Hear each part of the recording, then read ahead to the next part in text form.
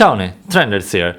This year has been really interesting for the hard side of EDM. A lot of things have happened, and I think it's time to give this Torches 2024 a good recap. First, in chronological order, we have Scantraxx Redesign from their classic labels like Scantraxx Carbon, Scantraxx Silver and Scantraxx Prospects, which was initially called Expon Records. They decided instead to ditch the iconic S in their logos and swapped it for the double X. They also changed the rectangular theme for hexagons, which in my opinion is way more recognizable and also looks better, especially along with the letter change. And finally, they also relabeled their sub-labels.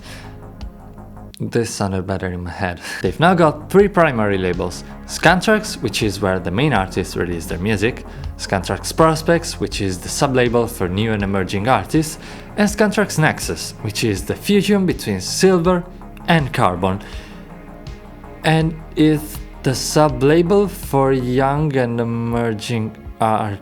What? Okay, jokes aside, it's a label where only 3 artists have released music as of now, so yeah, it's a bit confusing. There are still other sub-labels like Scantraxx Evolutions, which is the Block and Stefan sub-label, Italian Hardstyle, which is Zatok's sub-label, Planet X, which I didn't even know existed, but apparently is JDX's sub-label, and Scantraxx Covers. On their website there is no description for it, and there is only one song released, Messiah by Adrenalize and Eternate.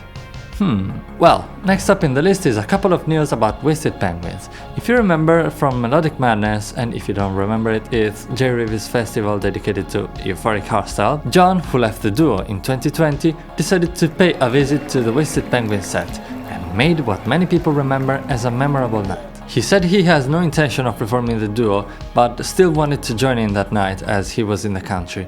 Still, probably one of the happiest moments of this year. However, after having arguably the best set of the whole first edition of the festival in February, Pontus proceeded to having the most controversial one in the second edition in November. He played back-to-back with Cyber on a 90-minute set, and there was a lot of hype for it. Unfortunately, Wasted Penguinz was also, well, wasted, as not only he was performing poorly, as many people pointed out, but also he was turning the spotlight to himself, cutting off Cyber's tracks and blaring random things until he was taking his microphone away. Now, the way he behaved during this set was not professional at all, and I think this is something most people would agree with. However, and it's ironic coming from me as I'm doing the exact opposite, let's stop talking about this accident.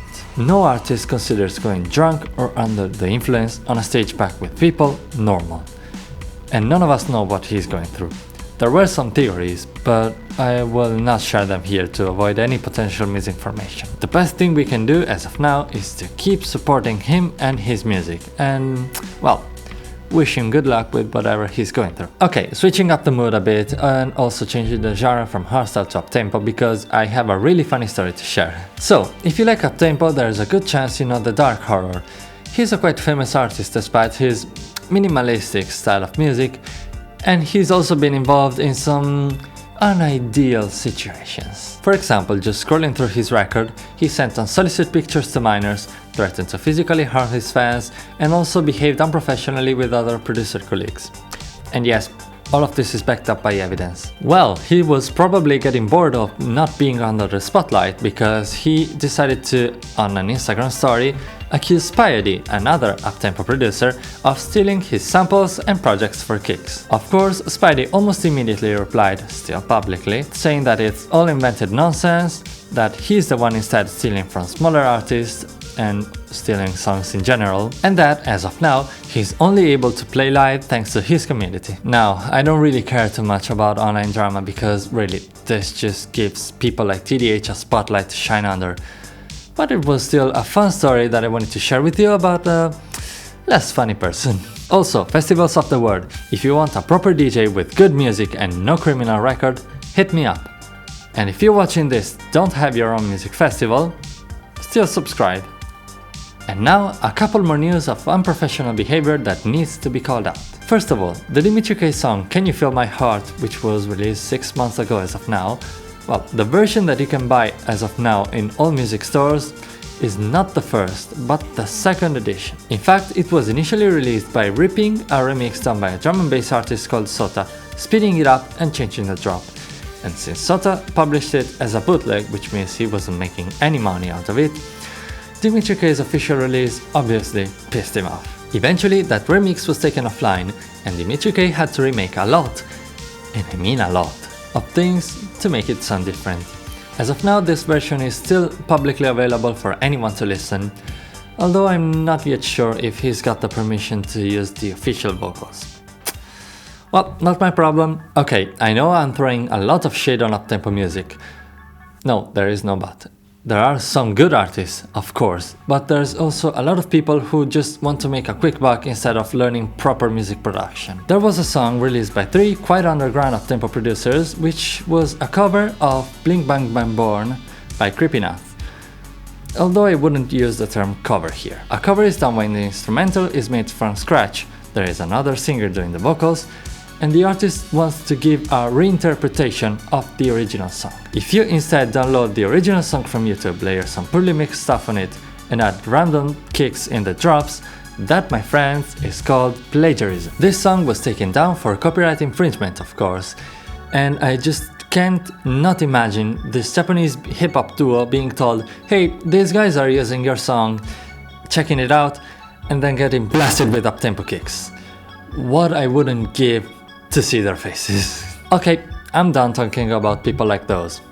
For now. Instead, in February, the Karnaval Festival was cancelled due to extreme weather conditions. It's not the first time it happened, as it was also shut down in 2019 for the same reason, but still a lot of respect for the organization for putting the safety of the attendees before profit. Another news that was quite pleasing to hear was Adrenalize's decision to part ways with Scantraxx, only for them to announce, with possibly one of the silliest and most creative announcements of the decade, that he would be signing with Dirty Workz. Well, he started off strong with Faded, and he's been rocking with the latest releases, so I'm eager to see what he's going to release next. Another artist worth talking about in this recap is Noisecontrollers. After taking quite a break from the hardstyle scene, he posted an announcement on his Instagram, a save the date for the 8th of November. I remember seeing it and going completely bonkers. Noisecontrollers, one of the pillars of hardstyle, doing a comeback. And in fact, I was not at all disappointed when I saw that he released a 2-song EP. Both of them are incredibly amazing, they reflect Noisecontroller style but in a more refreshed way. Not disappointed by this return in the slightest. Now to one of the biggest news of this year. Qlimax, one of the most iconic hardstyle festivals of all time, has officially been terminated by Qdance. It's generally a pity as it's been one of the staples of the style, and a lot of people expressed their disappointment everywhere. Well, let's at least hope they pull a move just like what happened with Thunderdome. Although I wouldn't be so confident. You see, it's most likely not Qdance themselves making the decisions, but it's a more layered process. And short pause here to thank Neros for his short about the topic. I'll leave the link in the description if you want to check it out. In short, Qdance is owned by a company, ID&T, which is also owned by Superstruct Entertainment, which was bought in June by KKR, an investment firm. So by a business point of view, it's quite easy to close down the smaller festivals and keep the ones that are sure to sell out open. Although, Qlimax? Really? Hey, at least the last Qlimax brought us the official release of The Unknown by Frequencers. I think it's a very good parting gift for us fans, especially because a lot of people demanded it ever since it was first played at Qlimax 2016. And yeah, honestly, it's already deserving the title of classic for me. It's one of the most iconic, if not also one of my personal favorites, hardstyle songs of all time. So yeah, maybe biased, yes, but I love it. And speaking of, this year has been incredibly good for hardstyle's evolution.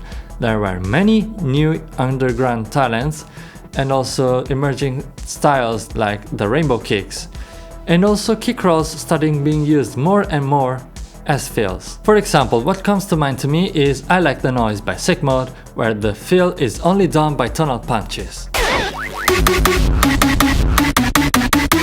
There have been many of these lately, especially from artists like the Strikers, and a lot of people have been complaining because they were saying to be missing the old days of hardstyle where it wasn't just so chaotic and TikTok and...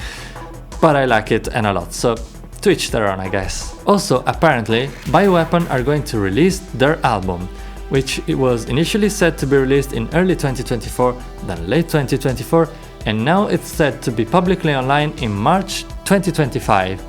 And I'm genuinely hyped for it. I might do a video about it, so let me know if you want. And to finish off all the news about hardware styles, let's talk about the Masters of Hardcore Anthem. Wow! I don't think I've seen that many people disappointed by one anthem, except maybe the Defcon 2018 anthem. But holy hell, I can't believe how much backlash this anthem has got. And I know that in many Uptempo songs there are always comments like, oh, I miss the old hardcore days. But this is levels worse. Let's just read a couple of comments. Someone got a tissue? I feel like some DJ spit in my face. When the Millennium kicks suddenly switched to pips, my smile faded so fast. Now give us the real anthem, please. Title is kinda accurate. Track stole 4 minutes of my life. Let's go over why this song is so hated, because the reason for all this despisement must exist. All in all, the quality of production is not awful. I might say that I prefer the 2023 anthem done by Nosferatu, but it's still clear that it's not a track done by a newbie. I think the main complaint is about the kicks, as people said that they are weaker than they used to be in other anthems. And with that, I agree. But it's not because they're suck kicks. I as well used to not like them in the early days, but later on I figured that I simply didn't like it if the punch didn't hit hard enough. For example, an artist I will always recommend, Invader. He uses suck kicks too in his songs, but listen to this.